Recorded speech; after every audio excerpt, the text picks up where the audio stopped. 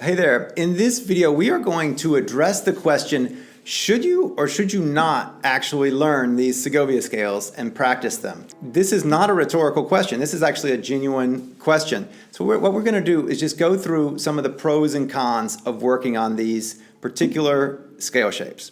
To begin with, let's talk about the upside. The Segovia scales are great for a number of reasons. First is that there's a lot of shifting involved. So physically, you're doing a lot of this shifting from one note to the next, moving laterally up the fretboard and down. It also puts you really far up here, all the way up to the 19th fret, the highest note on most guitars.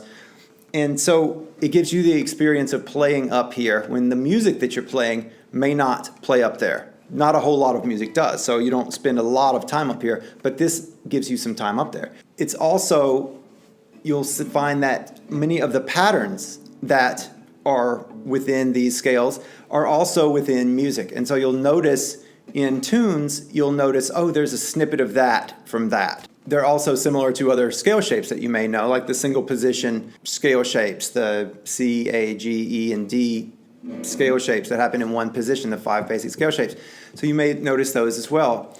It's also a great practice template. The Segovia scales are a great template for work with your right hand and left hand synchronization, getting very legato, smooth and connected. It's also good for your speed and just your I&M alternation, as well as other finger combinations, different ways. It's a template that you can use to work on your abilities. So if you were wanting to do some different scale fingering like A, M, I, M, A, M, I, M, back and forth like this, then you could actually use these as a template to do so. There are different ways that you could do them. So it's basically a tool to use for your technique, is what the Segovia scales are. You can't play them for anybody. Nobody wants to hear them. Maybe another guitarist, but even that, it's not really a musical experience so much as it is, it's just you playing your scales. And so that's the upside, and that's a pretty big upside. I think they're great. I love these. On the downside, depending on where you are in your playing right now, they may or may not be the best utilization of your time. So if you're just getting started, then I would say wait on these.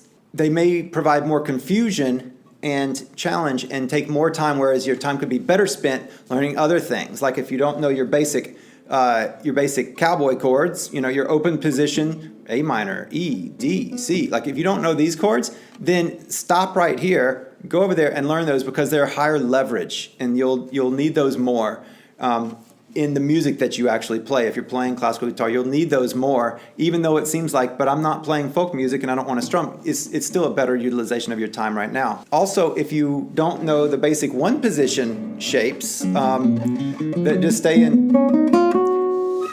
in one position, then that could be a better utilization of your time right now as well. Because, for one, they're all in one position, so they're easier and quicker to learn. They don't involve all the technical challenges that these do.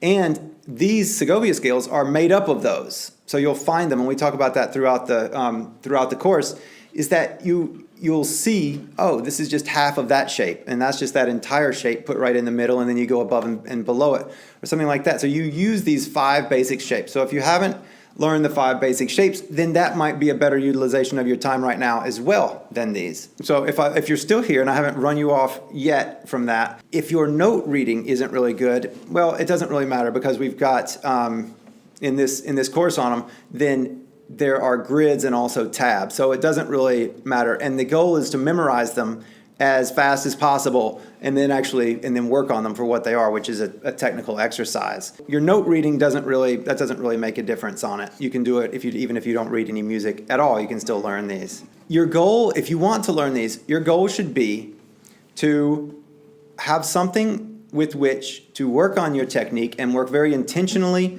and deliberately at doing things, playing scales and doing exercises that make you a better guitarist. If your goal is to just do some ripping and soloing and improvising and stuff like that, again, there are better ways and better utilizations of your time. I mean, this could help, but it's ultimately, there's probably better things you could do. But if you're playing classical guitar, then there's not nearly as much improvising involved, and so then these becomes more of a technical work out. All right, those are some pros and some cons. You can decide for yourself if you feel this is good for you. One more reason that you might do this is if you just want to do it, because it might be that you've just heard about these and they just kind of occupy a particular fascination, or you just want to do it. And if you're inspired and they're going to help you practice and they're going to be motivating, then by all means, jump right in. Even if you don't know other things that could be better utilization of your time,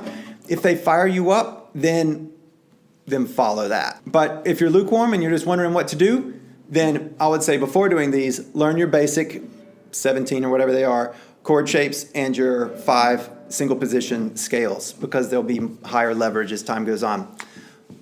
All right, I hope that helps. Take care. See you soon.